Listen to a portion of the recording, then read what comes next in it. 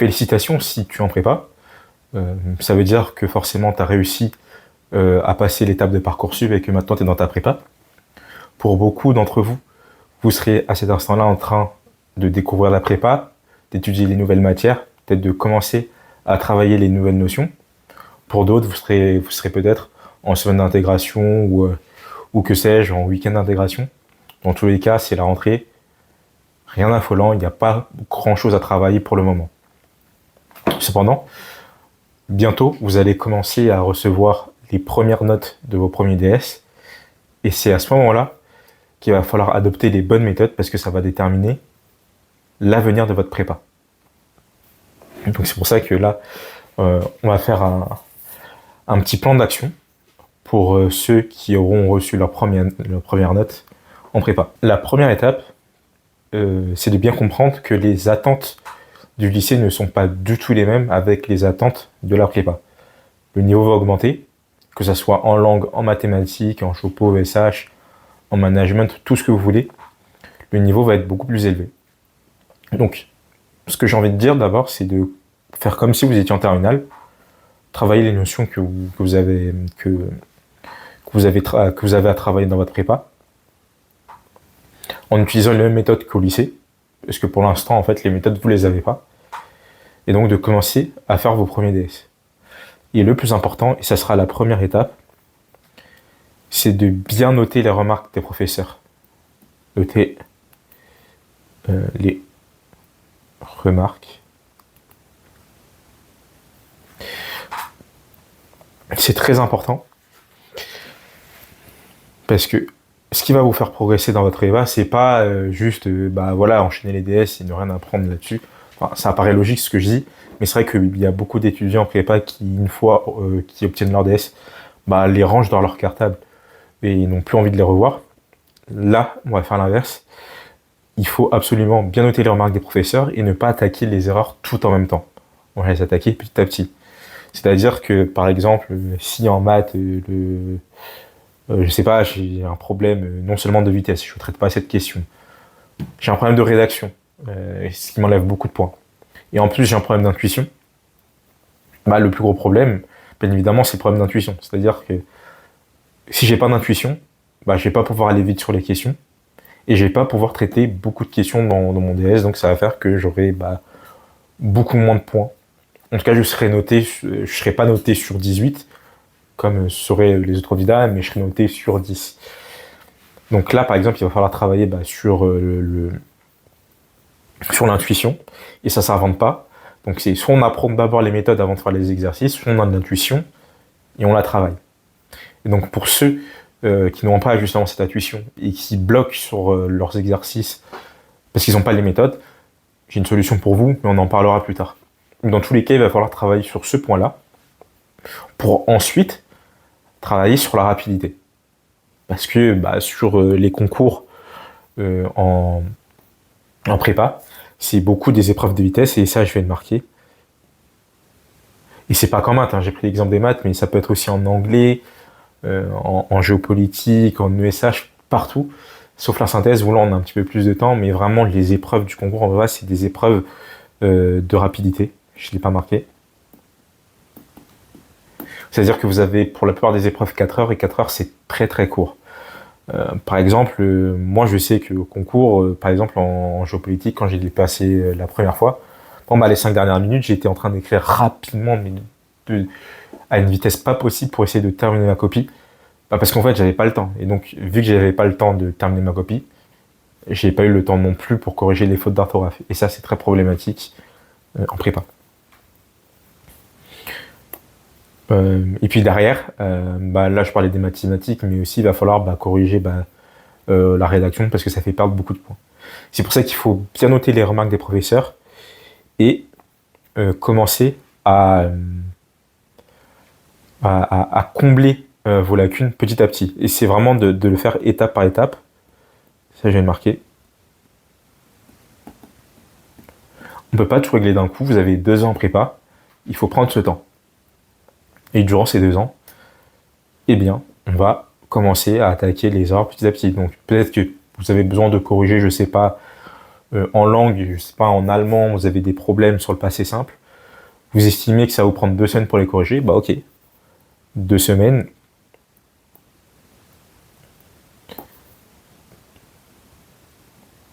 Erreur numéro 1. Puis pendant les 2 prochaines semaines, je sais pas, peut-être que vous faites des photos futures en espagnol, donc erreur numéro 2. Je serais vraiment mal. Mais voilà, en gros, c'est ça.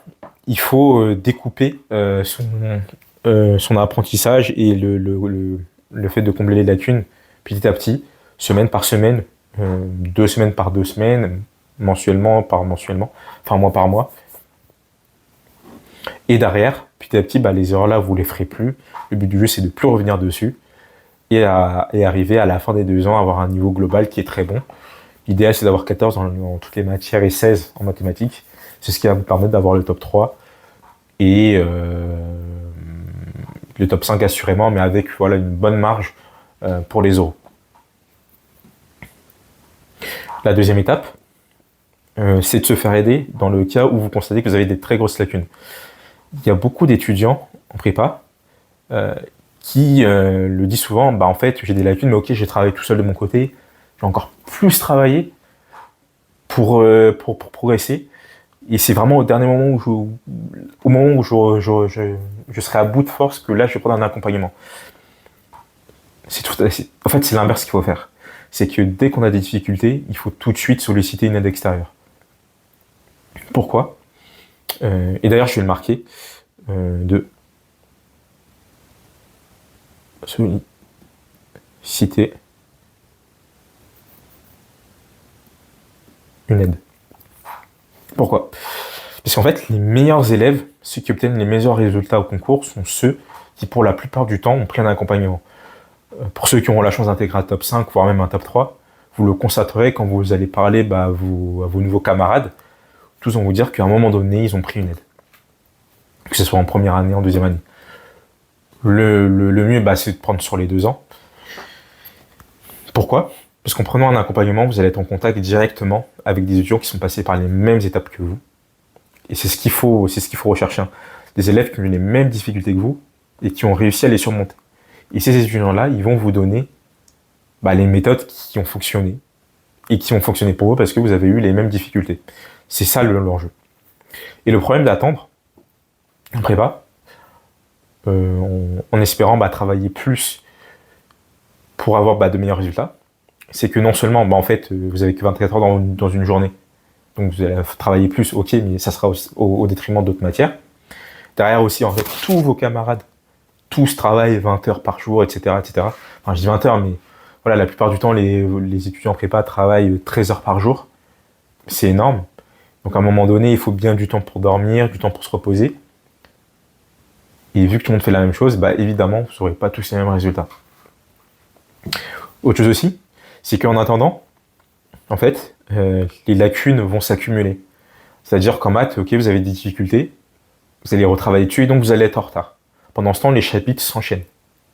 Pareil en allemand ou en espagnol, en philo ou en géopo, je sais pas, en géopo, vous avez un problème au niveau des plans, vous savez pas les faire. Vous avez besoin de vous entraîner là-dessus, de travailler cette compétence-là. Mais pendant ce temps, les semaines de cours s'enchaînent, le cours avance en géopo, vous êtes obligé d'apprendre le cours en géopo, sinon quand vous allez passer votre colle, vous êtes mort. Quand vous allez faire votre DS, vous êtes mort. Et donc, à force que les lacunes s'accumulent, on arrive à un moment donné où l'étudiant craque, soit il est obligé de rattraper tout son retard pendant les vacances. Et donc pendant les vacances, il ne se repose pas, on travaille ce qui nous a manqué, et vu qu'on n'a pas d'aide extérieure, en fait on ne sait pas ce que notre travail aura donné, on ne sait pas si ce qu'on a fait est efficace ou pas, et on se retrouve dans une spirale négative où on accumule du retard, on les rattrape pendant les vacances, sans qu'il y ait de feedback derrière, et on continue, jusqu'à un moment donné, on arrive à 1 mois des concours, on est à peu près en dessous de la moyenne dans toutes les matières, et c'est là où on se met à stresser et chercher une aide. Mais à ce moment-là, ça sera trop tard. C'est pas en 2 mois qu'on va rattraper 2 ans de lacunes en prépa. Donc, moi je le dis, c'est que dès le début, dès qu'on a des difficultés,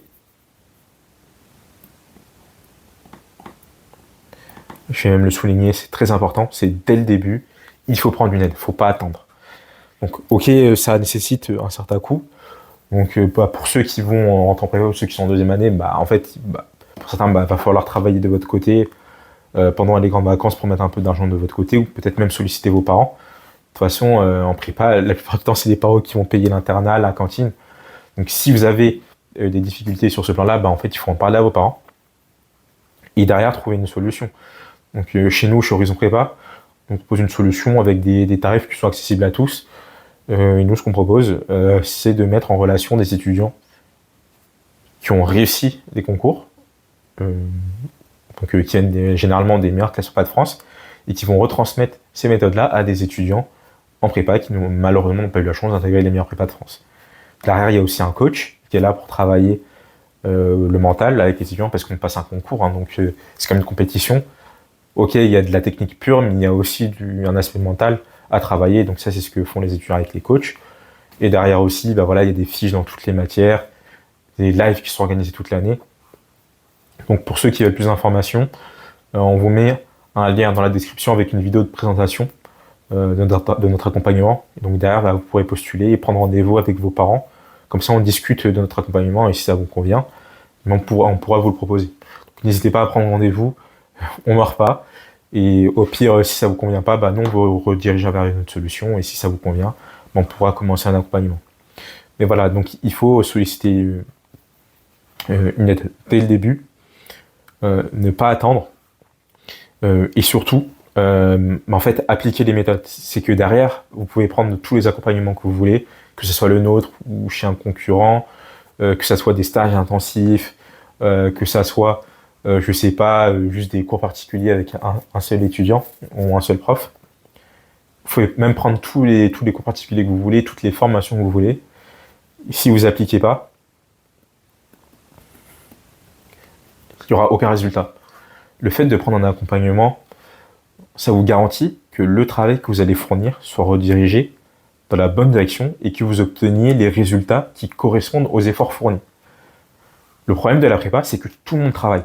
C'est clair et net. Tout le monde a travaillé 10 heures, 11 heures, 12 heures, 13 heures par jour. Il y en a certains qui vont faire 4 heures de maths, d'autres 2 heures de géopo ou de SH.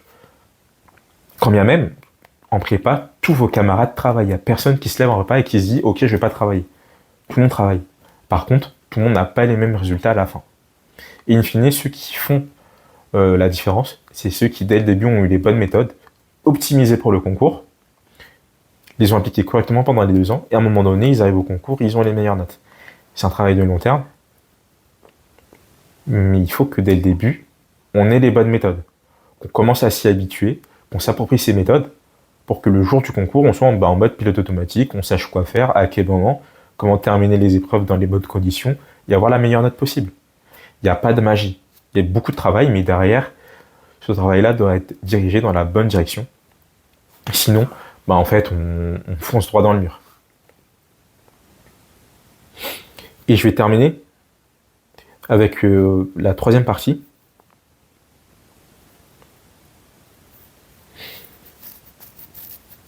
Cette partie-là, en fait, elle va être difficile à comprendre pour beaucoup de monde, mais c'est très important. C'est de s'entourer des personnes qui nous inspirent.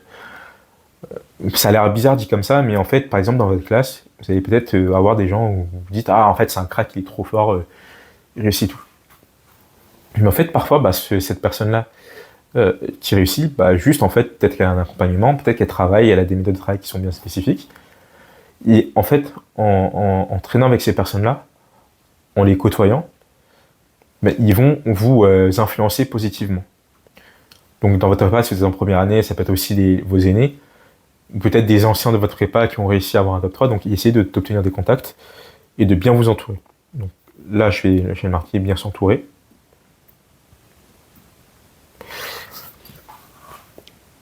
Parce que en s'entourant de ces bonnes personnes-là, déjà, il y aura une dynamique de travail qui va s'instaurer. Ils seront meilleurs, ils ont envie de rester les meilleurs, et donc ils vont mettre en place des méthodes pour rester les meilleurs de la classe. Et ces méthodes-là, ils vont vous les donner. Ou pareil, peut-être qu'il y a quelqu'un dans votre classe qui dise HEC, dans cette tête, c'est HEC ou rien. Entrez dans cette dynamique-là, ça va vous influencer positivement parce que derrière, vous allez mettre le travail en place pour avoir HEC. Parce que lui aussi, en gros, vous contaminer avec cette mentalité HEC ou rien. Derrière, bah, vous aussi, vous allez vous motiver. Tous les matins, vous allez vous réveiller avec l'ambition d'avoir HEC. Et donc derrière, il y a une dynamique de travail qui s'instaure. Et en fait, l'encadrement, c'est vraiment très important et c'est ce qui fait la différence aussi dans les très très grandes prépas parisiennes. Parce que derrière, en fait, bah, les anciens étudiants ont tous eu le top 3. Les étudiants dans ces prépas-là visent tous le top 3. Donc derrière, il y a une dynamique où en fait tout le monde veut le top 3, donc tout le monde va mettre le travail nécessaire pour avoir le top 3. Et pour eux, c'est tout à fait logique. Alors que parfois, dans des prépas de proximité, le problème, c'est que voilà, il y a peu d'étudiants qu'on peut prendre en référence parce qu'ils n'ont pas les écoles qu'on voulait. Bah, d'où aussi bah, voilà, de revenir au point de vue de prendre un accompagnement. Notamment chez Horizon Prépa, bah, en fait, nos professeurs, pour la plupart, ils sont du top 3, donc derrière, bah, ils vont vous influencer positivement. Donc voilà, c'était les 3 points qui me paraissaient être les plus importants pour réussir en prépa. Donc je vous invite aussi à regarder les anciennes vidéos qu'on a faites avec les étudiants qui sont professeurs chez nous, chez Horizon Prépa, qui donnent leur méthode. Je vous invite aussi du coup à réserver un appel avec nous pour voir si du coup notre accompagnement pourrait vous convenir. Dans tous les cas, ce qu'il faut retenir, c'est que voilà, un étudiant qui est dans une prépa du top 20, en venant chez Horizon Prépa, il a à peu près 30% de chances en plus d'avoir un top 3. Et c'est ce qui se passe sur Horizon Prépa, c'est que la majorité de nos étudiants viennent de top prépa. Maintenant, pour un étudiant qui vient d'une prépa de proximité, donc toutes les prépas, on va dire, hors top 20, généralement, comparé à un élève de prépa parisienne, vous avez 40% de chance, voire 50% de chance en moins d'avoir un top 3. Pendant un accompagnement chez Horizon, c'est à minima égaliser les chances d'intégrer les tops écoles de commerce par rapport aux étudiants des meilleures classes préparatoires de France. Par contre, le cas sera différent pour ceux qui sont dans les meilleures classes préparatoires de France et qui prennent un accompagnement sur Horizon Prépa, bien évidemment. Mais dans tous les cas, vous aurez en tout cas les mêmes outils. Vous serez armé de la même façon que les élèves qui viennent du CEPAD, d'Henri IV, de Stanislas ou de Grandchamp. Donc voilà, je récapitule les 3 points. Donc prendre bien en compte les remarques de vos professeurs. Si vous avez des difficultés, dès le début, il faut être bien accompagné et puis derrière, s'entourer des meilleurs. C'était Hugo pour Horizon Prépa, donc si vous avez des questions, n'hésitez pas à les poser en commentaire. Nous, on y répondra avec plaisir. Et voilà.